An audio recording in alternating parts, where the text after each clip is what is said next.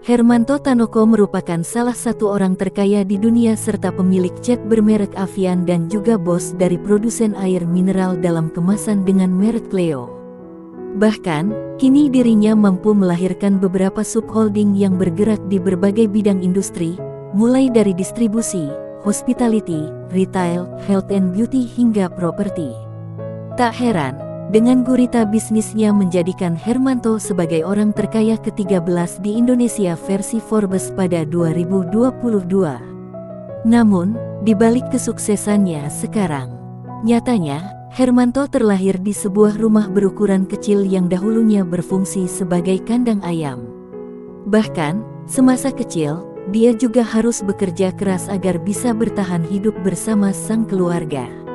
Lantas, seperti apa perjalanan hidup dari Hermanto Tanoko hingga bisa mendirikan kerajaan bisnis? Hermanto Tanoko lahir pada September tahun 1962 di Kota Malang. Dia merupakan anak bungsu dari 5 bersaudara. Dia mengakui bahwa hidupnya sangat terbatas.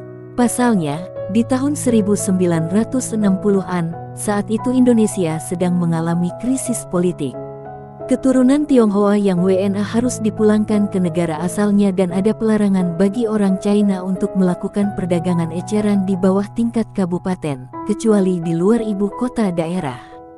Aturan ini menekan orang tuanya dalam menjalankan usaha.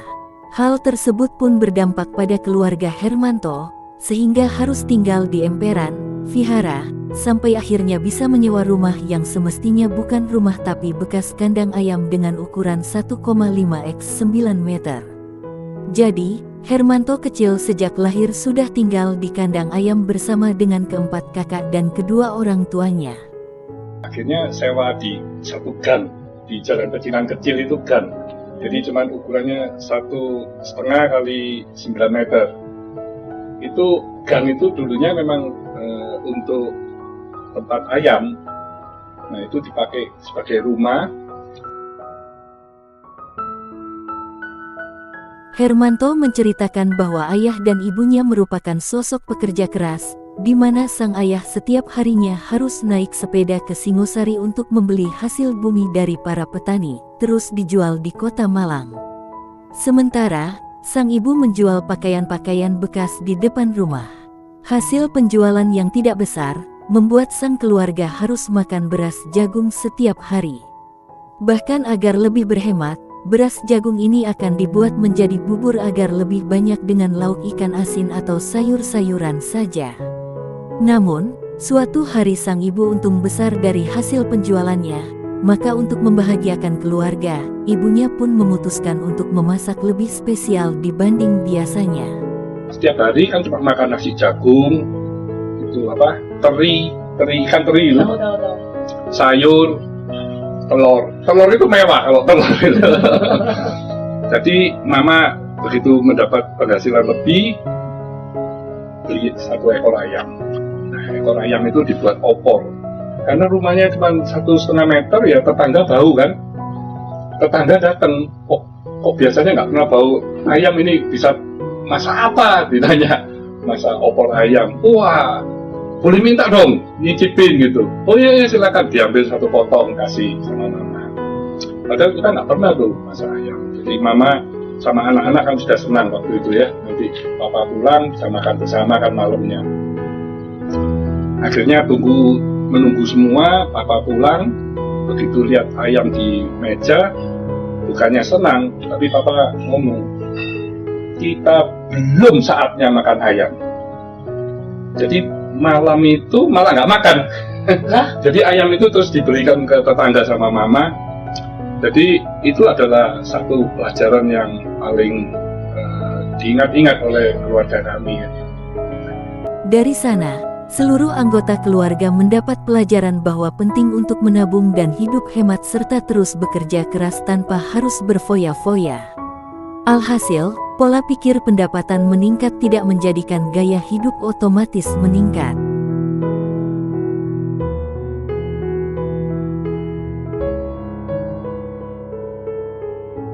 Akhirnya pada tahun 1962, sang ayah dapat membuka toko cat.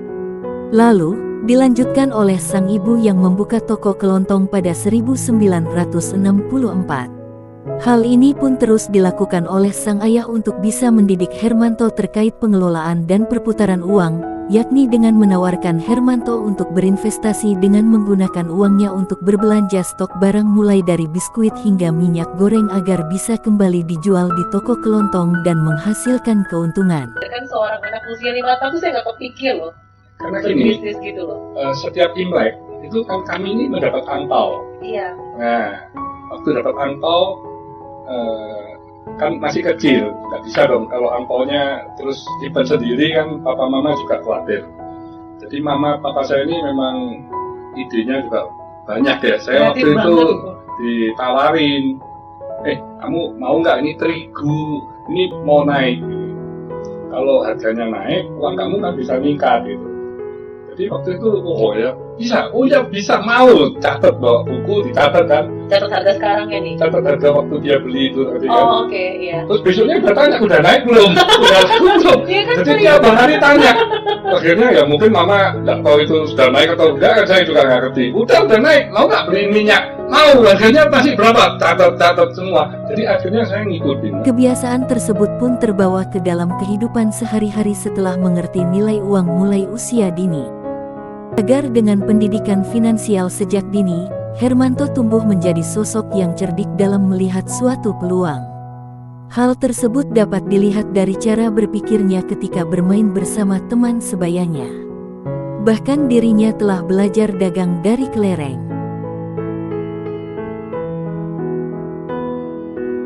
Lalu, ketika beranjak remaja, sang ayah mulai mengajari Hermanto untuk berjualan di toko cat miliknya.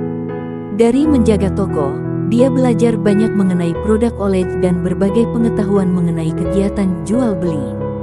Tak hanya menjaga toko cat, Hermanto juga diberi kepercayaan oleh sang ayah untuk mengurus apotek yang dimiliki keluarganya di usia 14 tahun.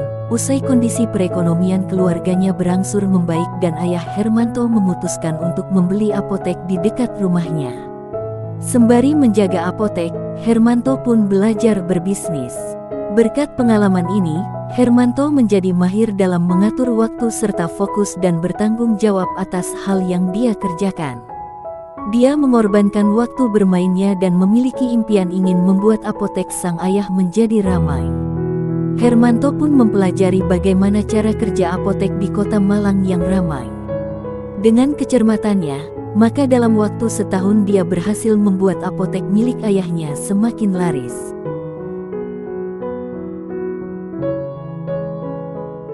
Menjalankan bisnis tak membuatnya melalaikan pendidikan.